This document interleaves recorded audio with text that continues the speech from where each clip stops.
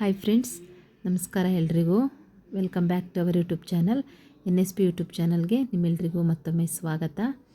Friends, ನಾನಿವತ್ತು ನಿಮ್ಮ ಜೊತೆ ಶೇರ್ ಮಾಡ್ಕೊತಾ ಇರೋ ರೆಸಿಪಿ ಬಂದು ಕಾಡು ಬದನೆಕಾಯಿ ಅಂತ ಹೇಳ್ತಾರೆ, ಅದರದ್ದು ಗೊಜ್ಜು.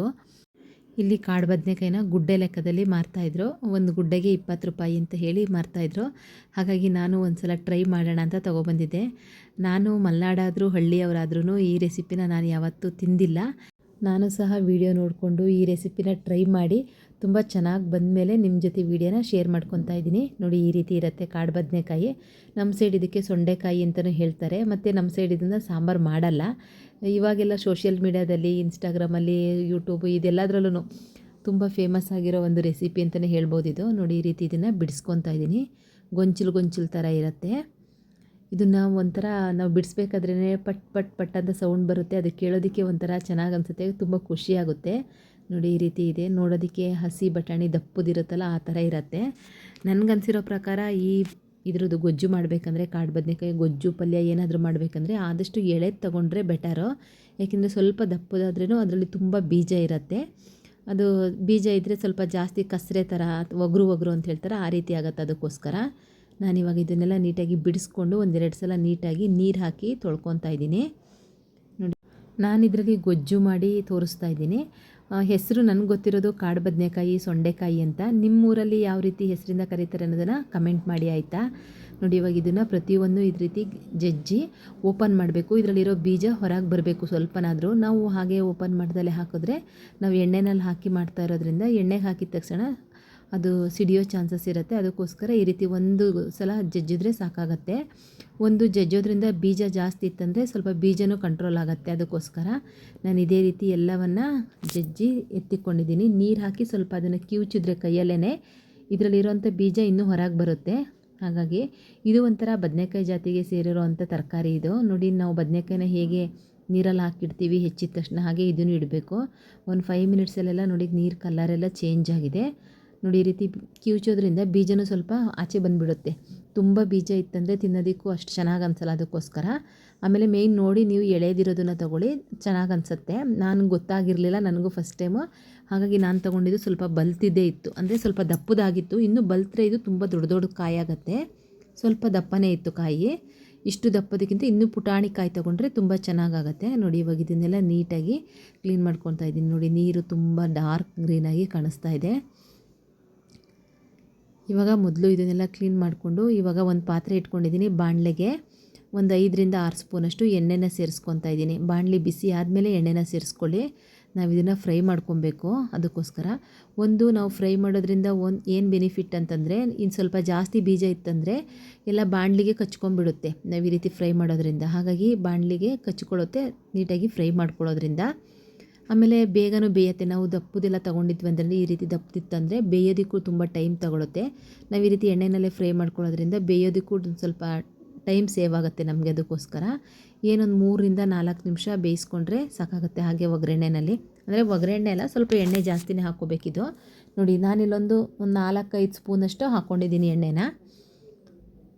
ಟೇಸ್ಟ್ ಅಂತೂ ತುಂಬ ಚೆನ್ನಾಗಿತ್ತು. ನಾನು ಟ್ರೈ ಮಾಡಿದ ಮೇಲೆ ನಿಮಗೆ ಈ ರೆಸಿಪಿನ ಮಾಡಿ ಅಂತ ಹೇಳ್ತಾ ಇದ್ದೀನಿ. ಇವಾಗ ಹಳ್ಳಿ ಕಡೆ ಎಲ್ಲ ಸಿಗತ್ತೆ. ನಾವು ಬೆಂಗಳೂರಲ್ಲಿರೋದ್ರಿಂದ, ನಾವು ಹಳ್ಳಿಯವರಾದ್ರೂ ನೋಡಿ ಬೆಂಗಳೂರಲ್ಲಿ ದುಡ್ಡು ಕೊಟ್ಟು ಈ ಥರದ್ದೆಲ್ಲ ತಿಂತೀವಿ.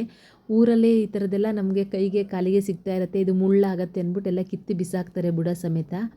ಇದು ಹೆಲ್ತಿಗೂ ತುಂಬ ಒಳ್ಳೇದು ಅಂದ್ಬಿಟ್ಟು ಇವಾಗೆಲ್ಲ ಈ ರೆಸಿಪಿನ ಎಲ್ಲರೂ ಟ್ರೈ ಮಾಡ್ತಾರೆ. ತುಂಬ ಒಳ್ಳೇದು ಹೆಲ್ತಿಗೆ. ಇದರಲ್ಲಿ ಒಳ್ಳೊಳ್ಳೆ ಪ್ರೋಟೀನ್ ಎಲ್ಲ ಇದೆ, ಖನಿಜಾಂಶ ಎಲ್ಲ ಇದೆ ಅಂದ್ಬಿಟ್ಟು. ನೋಡಿ, ಈ ರೀತಿ ಫ್ರೈ ಮಾಡ್ಕೊಂಡಿದ್ದೀನಿ.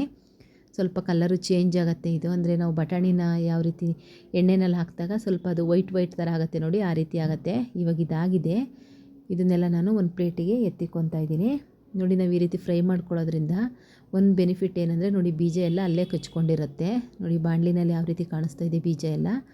ನಾವು ಈ ರೀತಿ ಫ್ರೈ ಮಾಡ್ಕೊಳ್ದಲ್ಲೇ ಡೈರೆಕ್ಟಾಗಿ ನಾವು ಜಜ್ಜಿಬಿಟ್ಟು ಸಾಂಬಾರಿಗೆ ಅಥವಾ ಒಗ್ಗರಣೆಗೆ ಹಾಕ್ಬಿಟ್ವಿ ಅಂತಂದರೆ, ಸಾಂಬಾರಿಗೆ ಹಾಕುವಾಗ ಆಟೋಮೆಟಿಕ್ ನಾವು ನೀರು ಹಾಕ್ತೀವಲ್ವ, ಆವಾಗ ಅದು ಬಾಣಲಿನ ಕಚ್ಕೊಳ್ಳಲ್ಲ, ಎಲ್ಲ ಅದರೊಳಗಡೆನೇ ಇರುತ್ತೆ. ತಿನ್ನೋದಕ್ಕೆ ಅಷ್ಟು ಚೆನ್ನಾಗಿ ಅನಿಸಲ್ಲ.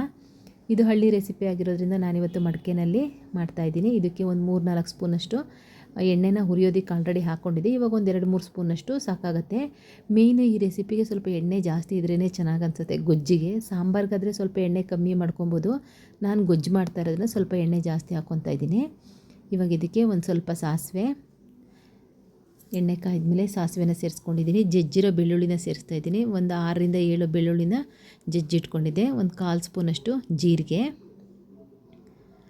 ಒಂದು ಬಟ್ಲಷ್ಟು ಈರುಳ್ಳಿ, ಅಂದರೆ ಮೀಡಿಯಮ್ ಸೈಜ್ದು ಒಂದು ಈರುಳ್ಳಿನ ತೊಗೊಂಡು ಚಿಕ್ಕದಾಗಿ ಹೆಚ್ಚಿಟ್ಕೊಂಡಿದ್ದೀನಿ. ಇದನ್ನು ಸೇರಿಸ್ಕೊಂಡು ಇದಕ್ಕೆ 1-2 ಕಡ್ಡಿಯಷ್ಟು ಕರಿಬೇವಿನ ಸೊಪ್ಪನ್ನ ಸೇರಿಸ್ತಾ ಇದ್ದೀನಿ. ಮಾಮೂಲಿ ಎಲ್ಲರ ಮನೇಲೂ ಒಗ್ಗರಣೆಗೆ ಏನೇನು ಹಾಕ್ತಾರೆ ಅದಷ್ಟೇ, ಇದಕ್ಕೇನು ಡಿಫ್ರೆಂಟಾಗಿ ಬೇರೆ ಥರ ಒಗ್ಗರಣೆ ಎಲ್ಲ ಹಾಕಬೇಕು ಅಂತ ಏನಿಲ್ಲ. ಒಂದು 1/4 ಸ್ಪೂನಷ್ಟು ಅರಿಶಿನ ಒಗ್ಗರಣೆಗೆ ಸೇರಿಸ್ತಾ ಇದ್ದೀನಿ. ಇದನ್ನೆಲ್ಲ ಹಾಕಿ ಕಮ್ಮಿ ಊರಿನಲ್ಲಿ ಇಟ್ಕೊಂಡು ಸ್ವಲ್ಪ ಈರುಳ್ಳಿ ಸ್ವಲ್ಪ ಕಲರ್ ಚೇಂಜ್ ಆಗುತ್ತಲ್ಲ ಅಲ್ಲಿ ತನಕ ಫ್ರೈ ಮಾಡ್ಕೊಬೇಕು. ನೋಡಿ, ಇಷ್ಟಾದರೆ ಸಾಕಾಗತ್ತೆ. ಇವಾಗ ಇದಕ್ಕೆ 1 ಟೊಮೊಟೊನ ಸೇರಿಸ್ತಾ ಇದ್ದೀನಿ. ನಾನು ಒಂದು ದೊಡ್ಡ ಸೈಜ್ದು 1 ಟೊಮೊಟೊನ ಸೇರಿಸ್ತಾ ಇದ್ದೀನಿ. ಇದ್ರ ಮೇಯ್ನ್ ಇದಕ್ಕೆ ಸ್ವಲ್ಪ ಹುಳಿ ಜಾಸ್ತಿ ಇರಬೇಕು ಈ ಗೊಜ್ಜಿಗೆ, ಆವಾಗ ಚೆನ್ನಾಗಿ ಅನಿಸುತ್ತೆ. ಇಲ್ಲಾಂದರೆ ಸ್ವಲ್ಪ ಒಗ್ರು ಥರ ಆಗುತ್ತೆ, ಕಹಿ ಥರ.